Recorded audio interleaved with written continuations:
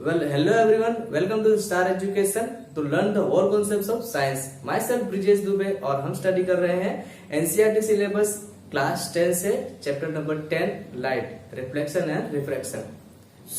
इस चैप्टर का ये सेकंड लेक्चर है। फर्स्ट लेक्चर जो है ऑलरेडी अपलोड हो चुका है, जिसे आप प्लेलिस्ट में जाकर के देख सकते हैं और जिसका लिंक आपको डिस्क्रिप्शन में मिल जाएगा। आप वहां से भी जाकर के लेक्चर देख सकते हैं, क्योंकि वहां पर इसका बेसिक कॉन्सेप्ट है लाइट का।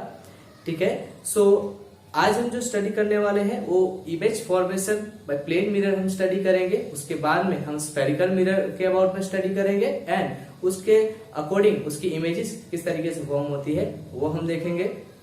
ठीक है, आगे बढ़े उससे पहले मैं आपको बता दूं कि आप मुझे फेसबुक और इंस्टाग्राम पर भी फॉलो कर सकते हैं। आपको डिस्क्रिप्शन में उसकी लिंक्स मिल जाएंगी और आप कमेंट करके मुझे डायरेक्टली क्वेश्चन कर सकते हैं, या फेसबुक और इंस्टाग्राम पर भी आप डायरेक्टली मुझसे कॉन्टेक्ट कर सकते हैं।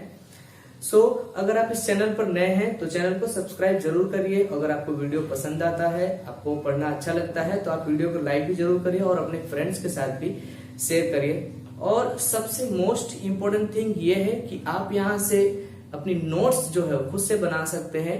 अगर आपके पास बुक्स वगैरह नहीं है और आप को समझ में नहीं आता है किस तरीके से नोट्स बनाना, तो आपको बहुत ही ज्यादा हेल्पफुल होने वाला है।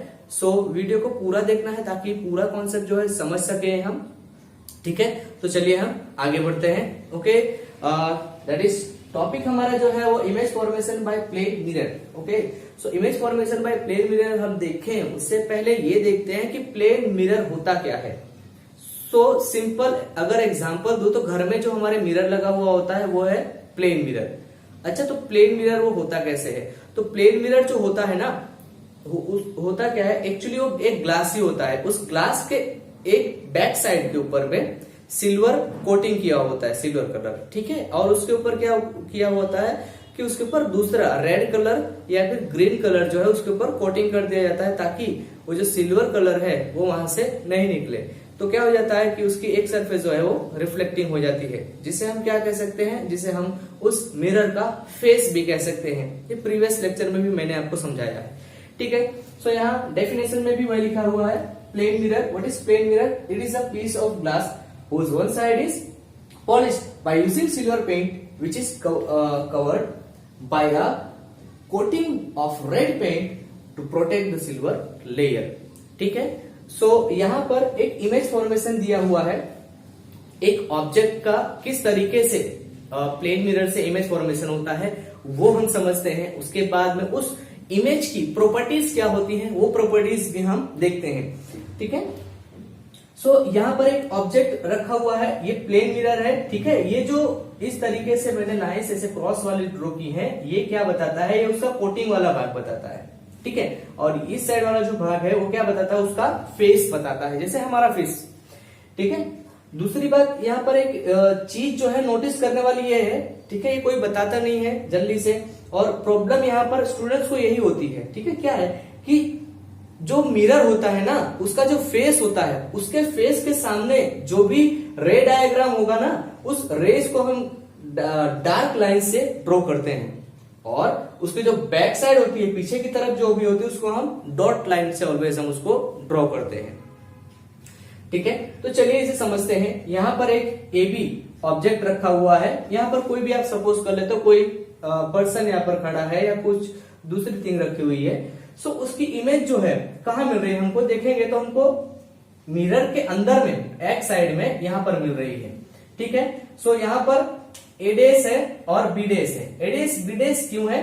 क्योंकि जो इमेज हमको मिलने वाली है वो कैसी मिलने वाली है? वो इन्वर्टेड मिलने वाली है। ठीक है, अब इसे किस तरह समझते हैं, तो आइए हम उसकी प्रॉपर्टीज पर चलते हैं।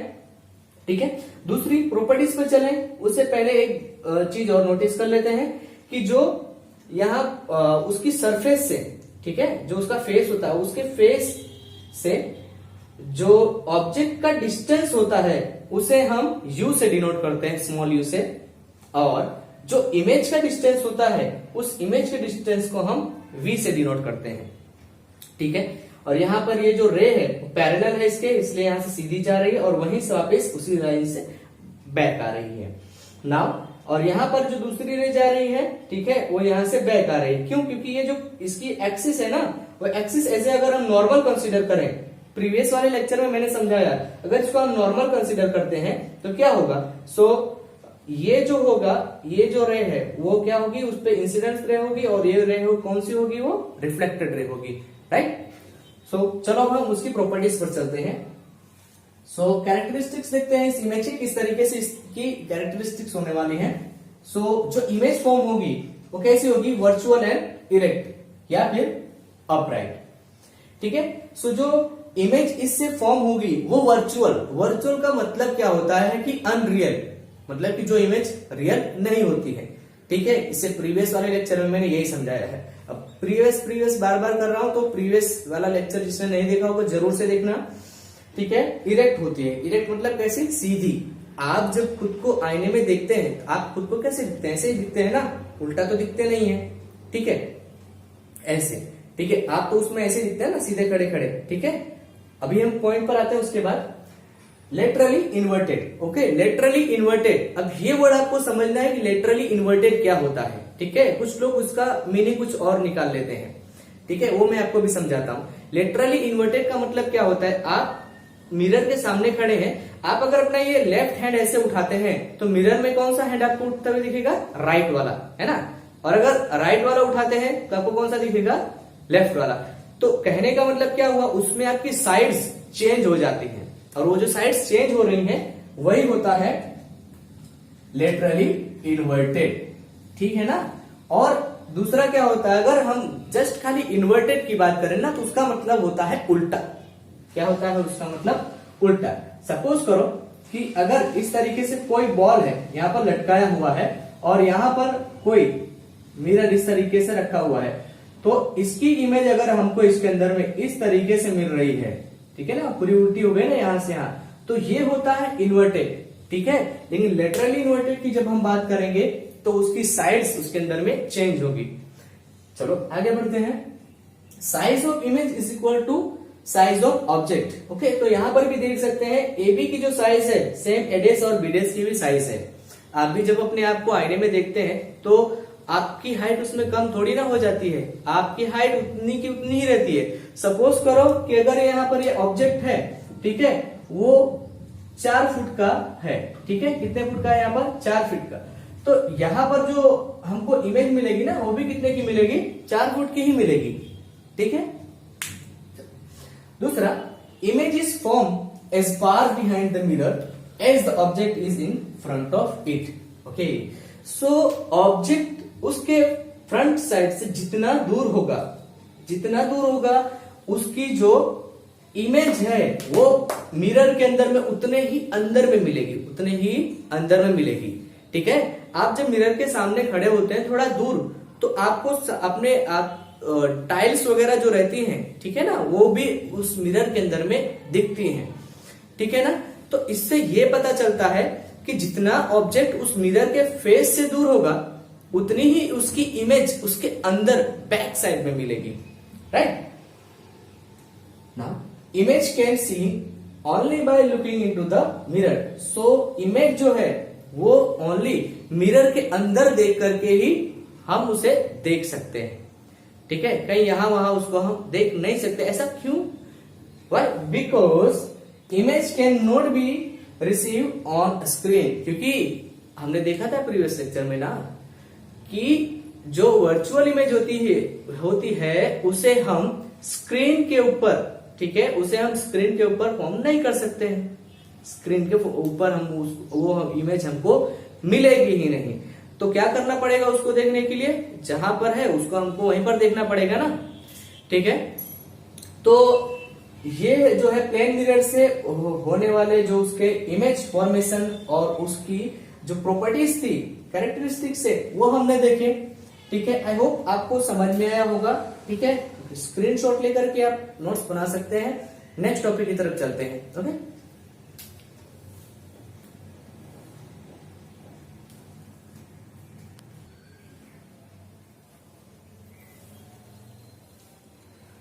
ओके, तो next topic is our that is spherical mirror. So first देखा हमने प्लेन मिरर देखा, अभी जो देख रहे हैं हम वो स्फेरिकल मिरर देख रहे हैं। तो स्फेरिकल मिरर जो होते हैं वो भी 2 टाइप के होते हैं, एक होता है कॉनकेव, दूसरा होता है कॉन्वेक्स, ठीक है, तो कॉनकेव और कॉन्वेक्स क्या होते हैं उसे समझते हैं पहले। So what is spherical mirror? The mirror whose reflecting surfaces are spherical are called spherical mirror. So ऐसे मिरर कि जिनकी रिफ्लेक्टिंग सरफेस होती है वो स्फेरिकल होती है, ठीक है, तो उसे क्या कहा जाता है? स्फेरिकल मिरर कहा जाता है ना। उसमें दो टाइप्स देखते हैं। फर्स्ट टाइप हम देखते हैं concave mirror. Okay, concave mirror क्या होता है? Spherical mirror whose reflecting surface is curve inward. Okay, so ये वर्ड याद रखना है यहाँ पर। लास्ट में बस ये जो वर्ड है वही आपको चेंज कर देना है, बाकी दोनों की डेफिनेशन जो है सेम जैसी है, ठीक है। नाउ इसमें अगर हम एग्जांपल्स देखते हैं तो vehicles headlight, saving mirror and the dentist mirror. तीन एग्जांपल्स यहाँ पर हैं जिसे किसके अंदर में? कॉनकेव मिरर के अंदर में इंक्लूड किया जाता है। नाउ दूसरा टाइप जो है वो ये है कॉन्वेक्स मिरर। तो कॉन्वेक्स मिरर हम किसे कहेंगे? A spherical mirror whose reflecting surface is curved outward. तो ऐसा स्फेरिकल मिरर जिसकी रिफ्लेक्टिंग सरफेस आउटवर्ड होती है, यानी बाहर की तरफ होती है, ठीक है, तो उसे क्या कहा जाता है? तो उसे कॉन्वेक्स मिरर कहा जाता है। कॉन्वेक्स मिरर के एग्जांपल्स देखें तो साइड ग्लास ऑफ कार और सिक्योरिटी मिरर इन शॉप। तो जो कार होती है उसके जो साइड ग्लास जो लगे हुए थे ना, तो पीछे जो व्हीकल्स आ रहे होते हैं उनको देखने के लिए, या बाइक वगैरह में जो लगे रहते हैं ग्लास साइड पर, वो कौन से मिरर होते हैं? तो वो कॉन्वेक्स मिरर होते हैं। दूसरा शॉप के अंदर में दूसरे सिक्योरिटी मिरर्स लगे रहते हैं, ठीक है, ऊपर ऐसे लगे हुए रहते हैं, जहां से आप कुछ खरीदी वगैरह कर रहे हैं तो वहां से दिखता रहता है, तो काउंटर पर बैठा बैठा वो सब कुछ देख रहा होता है, वैसे सब किसी को पता भी नहीं चलता है, ठीक है। वो सिक्योरिटी के लिए होता है कि कोई कुछ चुरा तो नहीं रहा है, वो वहां से उसको देखता रहता है, ठीक है। तो ये होते हैं कॉन्वेक्स मिरर और कॉनकेव मिरर। चलिए इनको अब डीप में थोड़ा समझते हैं। सो यहाँ पर स्फेरिकल है, स्फीयर है, इसको समझना है। अब इसको कैसे समझेंगे? समझ लो एक बहुत बड़ा बॉल है, ठीक है, बॉल किसका है? वो एक मिरर बॉल है, ठीक है। अब उसे हम समझते हैं। सो उस मिरर जो होता है, अब हम इसके बाद में डेफिनेशंस पर भी चलेंगे, नेक्स्ट कई सारे डेफिनेशंस भी देखेंगे, वहां और समझ में आएगा। सो वो बॉल है, उस बॉल को कट करके, ये इतना कट किया हुआ पार्ट है, ठीक है, इस बॉल को कट किया जाता है और उसको कट करके उसकी सरफेस जो है पॉलिश की जाती है, ठीक है। उस सरफेस को पॉलिश करने के अकॉर्डिंग उसके टाइप्स बने हैं, ठीक है। अगर उसकी अंदर की जो सरफेस है, ठीक है, वो ऐसी की ऐसी रहने दी जाती है और बाहर की सरफेस जो है उसके ऊपर सिल्वर कोटिंग की हुई होती है, ठीक है, तो कौन सा मिरर बनता है? वो तो बनता है कॉनकेव, ठीक है। एंड अगर उसके अंदर की तरफ पॉलिश किया जाता है, बाहर की ऐसी कैसी रहती है, तो वो क्या होता है? कॉन्वेक्स होता है, ठीक है। तो ये फर्स्ट के लिए है और ये किसके लिए है? ये फिगर जो है सेकंड के लिए है, ठीक है। नाउ यहां पर देखेंगे तो ये जो है वो रिफ्लेक्टिंग सरफेस है, रिफ्लेक्टिव सरफेस, ठीक है, ये जो है इसकी रिफ्लेक्टिव सरफेस है। किसके लिए है ये? तो ये जो है ये कॉनकेव मिरर के लिए है। बाहर की तरफ इस तरीके से जो है, आगे भी ये लेक्चर में स्टडी कर चुके हैं कि ये जो है ये बताता है कि ये सरफेस इसकी पॉलिश की गई है। यहां पर किसकी पॉलिश की गई रहती है? तो सिल्वर कोटिंग की रहती है, ठीक है। सो इस तरीके का जो मिरर होता है, ठीक है, उसे हम क्या बोलते हैं? कॉनकेव। चलो यहां पर लिख भी देता हूं, कॉनकेव। ना ये कौन सा है? तो कॉन्वेक्स, ठीक है। ना यहां पर समझते हैं कि इसकी अंदर, यानी कि जो ये कर्व सरफेस होती है ना, ये कर्व सरफेस पर सिल्वर कोटिंग की रहती है, तो यहां पर हम लिखेंगे सिल्वर कोटिंग, और ये क्या होगी? उसकी रिफ्लेक्टिव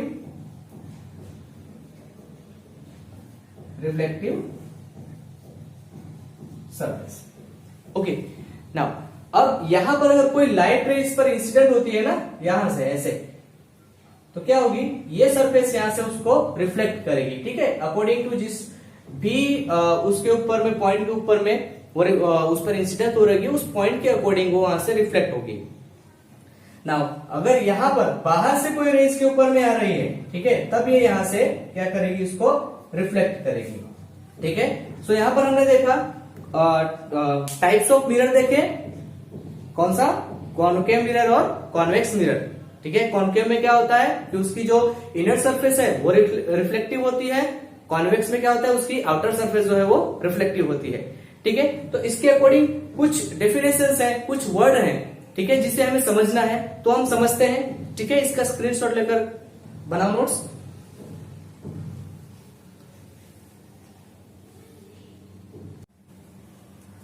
ओके, तो नेक्स्ट टॉपिक की तरफ चलते हैं। अभी हमने जस्ट स्टडी किया स्फेरिकल मिरर के बारे में, सो उसी से रिलेटेड ये पूरा का पूरा टॉपिक है। मैंने उसमें भी कहा था कि अभी हमको अभी कुछ कीवर्ड्स जो है वो देखना है। ये जो कीवर्ड्स हैं ये बहुत ही ज्यादा इंपॉर्टेंट है, क्योंकि इसी के अकॉर्डिंग अभी हम जो है रे डायग्राम स्टडी करेंगे इसके बाद के लेक्चर के अंदर में। ठीक है, तो ये जो कीवर्ड्स हैं उसे हम डेफिनेशन के फॉर्म में समझेंगे, या हम कहें कि हम वो डेफिनेशंस हैं। ठीक है, किसके रिलेटेड? तो स्फेरिकल मिरर के रिलेटेड। ठीक है, तो स्फेरिकल मिरर जो है वो दो टाइप के भी हमने देखे, एक कॉनकेव होता है और दूसरा कौन सा होता है? कॉन्वेक्स होता है।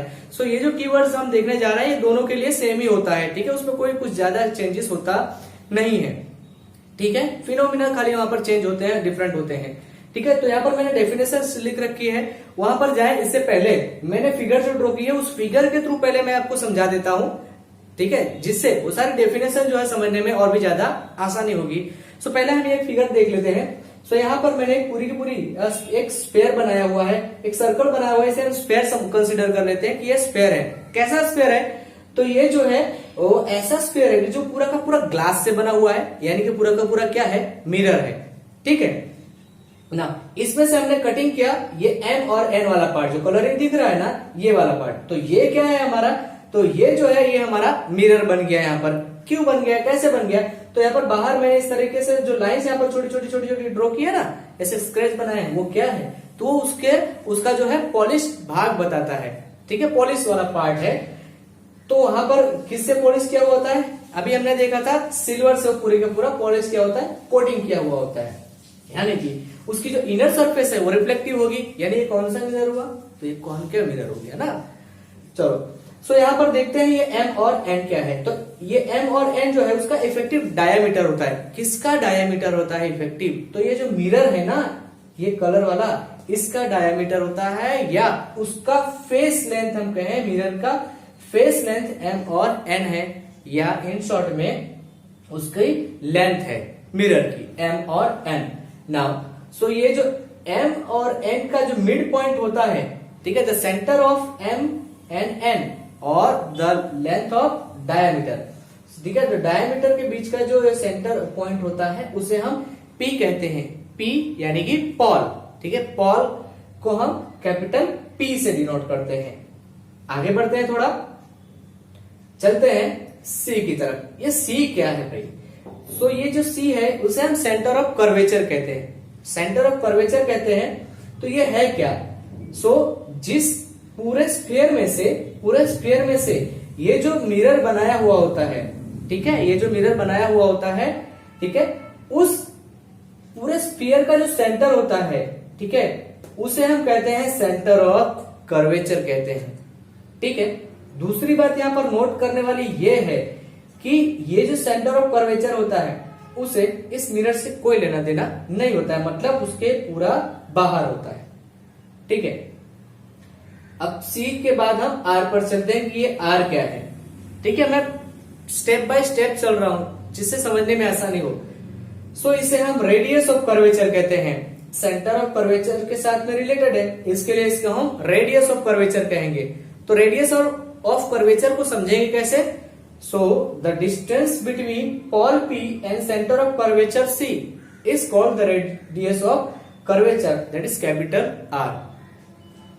नाउ दूसरी आपको एक ब्लू लाइन दिख रही होगी यहाँ पर ना, ये ब्लू लाइन क्या है? तो ये ब्लू लाइन जो है वो इमेजिनरी लाइन होती है, ऐसी कोई रियल में लाइन नहीं होती, लेकिन हम इमेजिन करते हैं हमारे सरलता के लिए, कैलकुलेशंस के लिए। ठीक है, तो उसे क्या कहा जाता है? प्रिंसिपल एक्सिस कहा जाता है। ये सारे के सारे जो पॉइंट्स हैं ये प्रिंसिपल एक्सिस पर होते हैं, P है, R है, एक्सेट्रा। ठीक है, दूसरा ये जो प्रिंसिपल ऑफ एक्सिस होती है ना, प्रिंसिपल एक्सिस, ये जो मिरर है उसके फेस को एकदम कैसी होती है? परपेंडिकुलर होती है भाई, यानी कि उसको 90 डिग्री पर वहां पर क्या करती है? उसको वहां पर उसके साथ में एंगल बनाती है। ये भी नोटिस करना है हमको। नाउ आगे बढ़ते हैं तो ये एफ पर, भाई ये जो एफ है ये थोड़ा डिफरेंट है। कैसे? तो इसे हम प्रिंसिपल ऑफ फोकस कहते हैं या फोकस, ठीक है। तो इसे किस तरह से समझेंगे, ये कैसे आता है? तो यहां पर मैं इसी का एक वो बना रहा हूं डायग्राम, ठीक है। ये यहां से प्रिंसिपल ऑफ एक्सिस मैंने ड्रॉ की, ये प्रिंसिपल ऑफ एक्सिस मैंने यहां पर ड्रॉ की। नाउ अब सपोज करो कि यहां से कई सारी रेज आ रही है ना, लाइट की रेज आ रही है ऐसे, बराबर सू सू ऐसे सू सू करके नहीं आ रही, बट आ रही है ऐसे, ठीक है। आवाज नहीं कर रही है, शांति से आ रही है, मैं आवाज कर रहा हूं, ठीक है। तो अब ये क्या होगा कि इसकी ये रिफ्लेक्टिव सरफेस है, भाई ये भी ड्रॉ कर देते हैं, नहीं तो बोलोगे सर ये तो प्लेन हो गया भाई, हाँ ठीक है। तो ये रिफ्लेक्टिव सरफेस हुई, यानी क्या होगा, वहां से रेस बैक आएंगी, रेस बैक आएंगी तो इस तरीके से बैक होंगी, यहां पर इस तरीके से, ऐसे ऐसे ऐसे और ऐसे, यानी कि रिफ्लेक्शन के बाद में ये जो रेस है सारी की सारी जहां एक दूसरे को इंटरसेक्ट करती हैं, उस पॉइंट को क्या कहते हैं हम? एफ कहते हैं, प्रिंसिपल ऑफ फोकस कहते हैं। नाउ यहां पर स्मॉल एफ भी दिख रहा होगा, तो ये क्या है? The distance between focus and Paul P is called focal length. तो हम एफ को क्या कहते हैं? फोकल लेंथ कहते हैं, ठीक है। तो यहां पर आपको समझ में आ गया होगा आई थिंक। चलो अब हम डेफिनेशंस देख लेते हैं, ठीक है, तो और समझ में आ जाएगा। सो पॉल से स्टार्ट करते हैं। Paul P the centre of spherical mirror, okay. तो स्पेरिकल मिरर का जो सेंटर होता है वो क्या होता है? पॉल पी होता है। Centre of curvature C, the centre of the hollow sphere of which the mirror was apart. So ऐसा स्पेरिकल स्फीयर जिसका मिरर पार्ट था, कभी उसका पार्ट था, कट गया ना, उसका मिरर बन गया, ठीक है। तो उस सेंटर को क्या कहते हैं हम? सेंटर ऑफ कर्वेचर कहते हैं। थर्ड चलते हैं, radius of curvature, the distance between the pole and the centre of curvature is called the radius of curvature. Now principal axis, principal axis किसको कहेंगे? The imaginary line joining the pole and the centre of curvature. ऐसी imaginary line जो pole और centre of curvature को join कर रही हो, ठीक है, उसे क्या कहेंगे हम? प्रिंसिपल एक्सिस कहेंगे। Principal focus F, the point on principal axis where all the parallel lights rays actually meet or appear to meet after reflection, ठीक है। सो ऐसा पॉइंट जहां पर पैरेलल लाइट रेज जो है आकर के क्या हो रही है, वहां से बैक जा रही है और वो एक्चुअली एक दूसरे को मीटिंग कर रही है, ठीक है, या इंटरसेक्ट कर रही है, ऐसा हमको appear हो रहा है कि वो मीट कर रही है। तो उस पॉइंट को हम क्या कहेंगे? तो उस पॉइंट को हम प्रिंसिपल फोकस कहेंगे। ना अपर्चर, तो अपर्चर की बात तो मैंने अभी समझाई दी है। It is the effective diameter of the spherical mirror. तो वो क्या है? इफेक्टिव डायमीटर है किसका? स्फेरिकल मिरर का। Focal length small F, the distance between the pole and the focus. So क्या है वो? फोकस और पोल के बीच का डिस्टेंस है। तो यहां पर एक और चीज समझ लेते हैं, ठीक है। हमको देखना है रिलेशन, रिलेशन किसके बीच का? तो that is F and R, ठीक है। सो ये जो एफ एंड आर है, इसके रिलेटेड कई सारी ऐसी कैलकुलेशंस आने वाली है जिसे हमें समझना है, ठीक है। तो हम इसे किस तरीके से समझेंगे देखते हैं हम इसे भाई। सो एफ जो होता है वो क्या होता है? आर बाई 2 होता है, यानी इसे दूसरे वर्ड में कहें तो आर या फिर और R is equal to 2F होगा, ठीक है। यानी कि ये जो R होता है वो उसका F का डबल होता है, ठीक है। यानी अगर मान लो कि अगर R की वैल्यू 10 है, R इज इक्वल टू 10, तो F जो है वो कितना होगा? तो वो इसका हाफ होगा, यानी कितना होगा? 5 होगा, ओके। सो यहां पर ये रिलेशन है जिसे हमें समझना है। क्योंकि इससे रिलेटेड जो कैलकुलेशंस पे आती है। ठीक है, तो आई होप आप सबको समझ आ गया होगा। ये सारी की सारी डेफिनेशन जो है आपको माइंड में स्टोर करके रखनी है और इसको फिगर के थ्रू समझकर अगर चलेंगे तो ज्यादा समझ में आएगा, क्योंकि इसके बाद रे डायग्राम हम समझने वाले हैं एग्जाम में से, उसमें से आता ही आता है। ठीक है, सो ठीक है, अगर आप नए हैं चैनल पर तो सब्सक्राइब करिए, वीडियो को लाइक करिए, फ्रेंड्स के साथ में शेयर जरूर करिए इसे, और कुछ समझ में नहीं आया तो कमेंट करिए। आप मुझे फेसबुक और इंस्टाग्राम पर भी फॉलो कर सकते हैं, आपको लिंक डिस्क्रिप्शन में मिल जाएगी। ठीक है, तो अगर आप नोट्स बनाना चाहते हैं तो स्क्रीनशॉट ले लीजिए। ठीक है, वीडियो पॉज करके मैं भी हट जाऊंगा। ठीक है, तो आप स्क्रीनशॉट लेकर के अपनी नोट्स भी जो है खुद से प्रिपेयर कर सकते हैं। ठीक है, तो चलिए हम अगले लेक्चर में मिलते हैं, तब तक के लिए बाय बाय।